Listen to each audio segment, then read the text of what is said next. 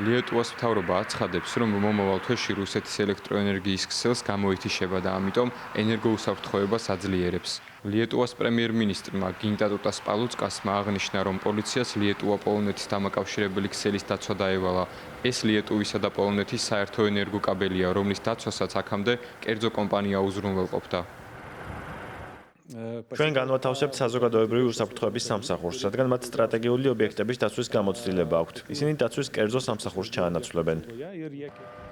ვილნიუსში ამბობენ, რომ აკვირდებიან ოპონენტების მცდელობებს ხელი შეუშალონ რუსეთის ენერგოგადამცემი ქსელიდან დაგეგმილ გამოყოფას. ოფიციალური პირების თქმით, ქვეყანას საკმარისი რეზერვი აქვს და სცენარის ნებისმიერი გზით განვითარებისთვის მზადაა, ამიტომ ელექტროენერგიის მიწოდება არ შეფერხდება. ვილნიუსმა აგრეთვე მიმართა მათ, ვინც გეგმის ჩაშლას ცდილობს.